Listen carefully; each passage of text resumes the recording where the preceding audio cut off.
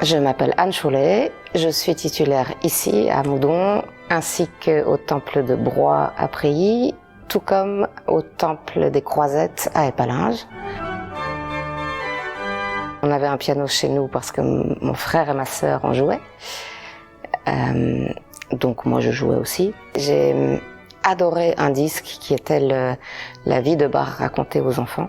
Et ça, c'est vraiment le disque qui a bercé mon enfance. Et puis, à 6 ans, ma sœur était jeune fille au père à Hambourg. Et on est allé lui rendre visite. Et comme mon père était un pilier d'église, il a été président du conseil de paroisse pendant 35 ans. Quand on allait dans une ville, on visitait toutes les églises qui étaient visitables. Et à Saint-Jacobi, l'organiste répétait. Et j'ai affirmé haut et fort, vous faites ce que vous voulez, mais moi je reste là. Et en rentrant, j'ai dit non, moi je vais faire de l'orgue. Puis évidemment, à l'époque, on donnait pas des cours aux enfants, des cours d'orgue. Donc on m'a dit, il faut que tu commences par le piano. Je dis ok, je vais faire du piano, mais après je vais faire de l'orgue. Je trouve que l'orgue est un moyen de véhiculer des émotions, comme un piano, comme un violon, comme n'importe quel instrument. Mais j'ai pas un attachement particulier à un orgue ou à un autre. Pour moi, tant qu'on peut faire de la musique, ça va. Celui-là, c'est vraiment l'instrument de mon enfance parce que justement, après le coup de foudre que j'ai eu à Hambourg, celui-ci venait d'être restauré. C'était dans les années 74-75. Et Lionel Rogue en était titulaire et il y avait tous les dimanches du mois d'octobre, il y avait un concert d'orgue.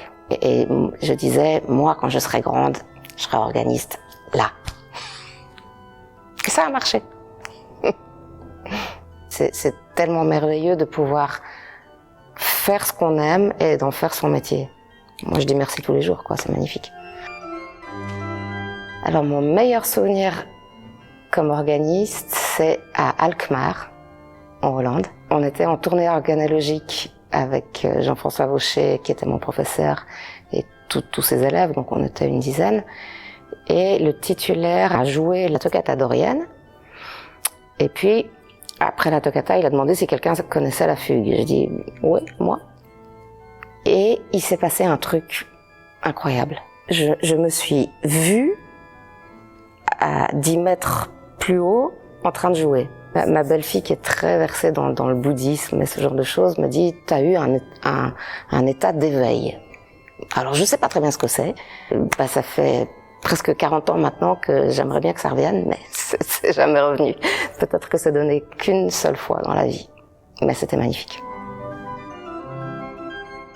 Ce qui me tenait particulièrement à cœur et que nous avons fait, c'est de remettre les examens qui étaient avant les examens d'église et qui sont devenus les examens AOR sur pied, parce que je pense que c'est très important. C'est une manière de faire reconnaître un niveau, et en tout cas ça a du succès. L'orgue souffre de plein de maux. On voit rien, c'est loin, on voit à peine une touffe de cheveux qui s'agite, dans le meilleur des cas. C'est l'instrument qu'on entend lors des services funèbres. Donc c'est souvent catalogué à ça. N'importe qui peut décider qu'il va faire un concert, du moment qu'il est titulaire de sa tribune, et fatalement, c'est pas toujours d'un top niveau, on va dire. Ça dépend de l'instrument, parce que il y a quand même pas mal d'églises qui sont dotées d'instruments électroniques. Et donc, quelque part, en jouant ce type d'instrument, on se tire une balle dans le pied, parce que les gens qui entendent ça une seule fois se disent « Ah, c'est ça l'orgue !» Non, mais c'est dégueulasse. Moi, j'irai jamais en écouter. Et je les comprends. Donc, il faut beaucoup travailler.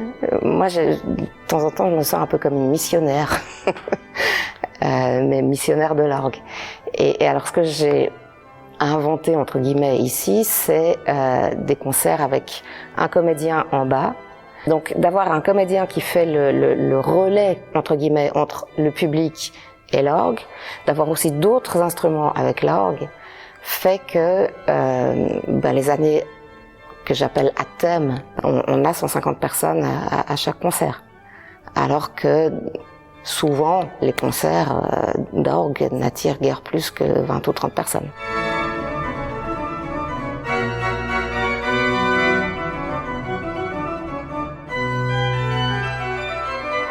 Mécanique.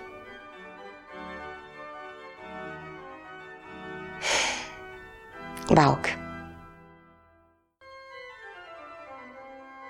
Pour le confort de l'organiste, tribune. Pour le plaisir du public, console.